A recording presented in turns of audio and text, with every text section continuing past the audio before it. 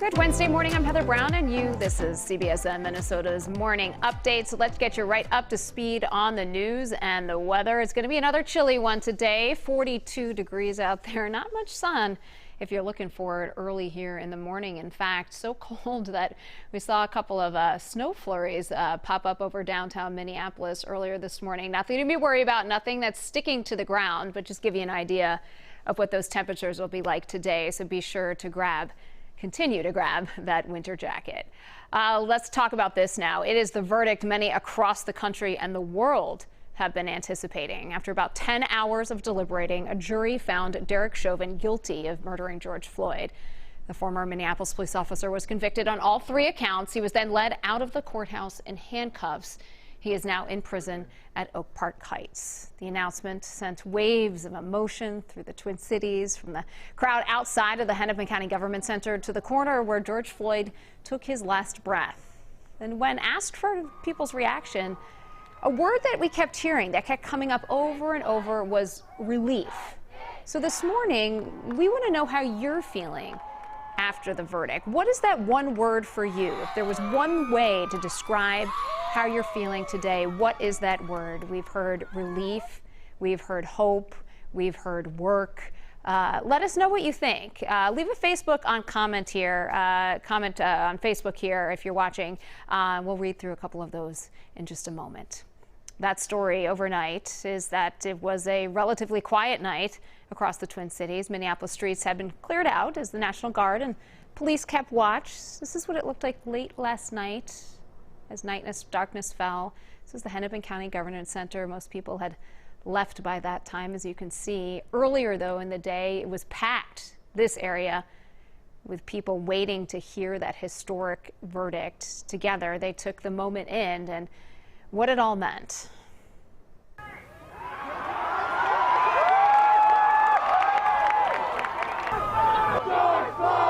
As a black people, we were seen today. We were heard. And I believe now the real work can begin. And that's a feeling we kept hearing over and over, many sharing across the city, from downtown to 38th and Chicago. By early evening, George Floyd Square was a scene of celebration, prayer, and relief. Now, George Floyd's family responded to the verdict with their own sense of relief. I feel relieved today that I finally have the opportunity for hopefully getting some sleep. And this is a victory for all of us. There's no color boundary on this. This is everyone who's been held down, pinned down. We were, in fact, in the room next door as the Floyd family heard the verdict, and we could hear them screaming out for joy as those 3 guilty verdicts were read. And when you talk about calls for justice for other families, George's brother acknowledged Eric Garner's mother yesterday. We also saw Breonna Taylor's boyfriend, Kenny Walker. He was with the family as well. And Dante Wright's funeral will be held tomorrow in Minneapolis. He is the 20-year-old who was shot and killed by a Brooklyn Center police officer last week. We've seen his family, along with the Floyd family, throughout the past week. Now, the young woman who shared the now infamous video of Floyd's arrest said that justice has been served. Darnella Frazier was 17 years old last year when she saw something she said just didn't look right. She took out her phone, she started recording, and yesterday she shared her elation on Twitter, saying, "George Floyd, we did it." The President of the United States called the conviction in this case an opportunity, but too rare. Nothing can ever bring their brother, their father, back.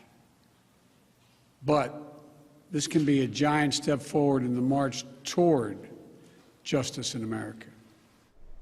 President Joe Biden also spoke with the Floyd family shortly after the verdict, and he promised them federal action on police reform. We're all so relieved, not just one verdict, but all 3, really on all 3 counts. And it's really important. I'm anxious to see you guys.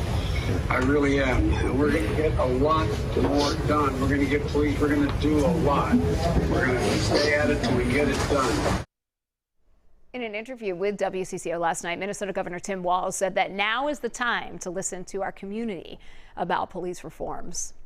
We can't allow this to happen again. We can't get to this place we're at. We can't just say this is the way things are. So I think the conviction to try and make changes to do all we can to prevent ending up in this situation. We can do great things. We've done it. This state does do great things, and I will not shy away from, we lead in so many areas. Let's just bring all our folks along. So now, what happens next? Chauvin sentencing. He's expected to be sentenced to at least 12.5 years in prison, but it could be more. Chauvin will stay locked up until his sentencing date that is expected to be in about 8 weeks. We'll also wait for the trial of the other 3 officers, Tu Tao, Thomas Lee, and Alexander King. That is scheduled to start in August.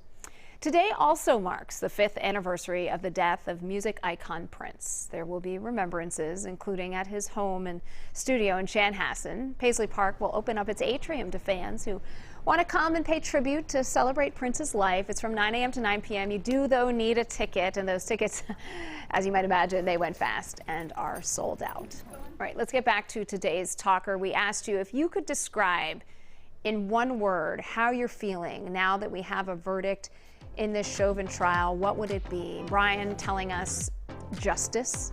It's a word we heard often yesterday, along with relief from people in the community, from family members. Thankful, says Mary, thankful to those jurors for their service, their difficult service. Again, Becca saying relief, which I think comes in a lot of different forms right now. April, amazed. Many people surprised that they came back so quickly in all 3 verdicts. Again, a sense of relief from Leanne there. Janice says enough, which is what we heard from a lot of the leaders yesterday, that this is just the start here. Cindy, what a relief that was. There you can again keep hearing that over and over. Jane says sad. And here we go. Tamara, grateful. Yes. Thank you all for sharing your thoughts this morning on this historic day here in Minneapolis, in Minnesota.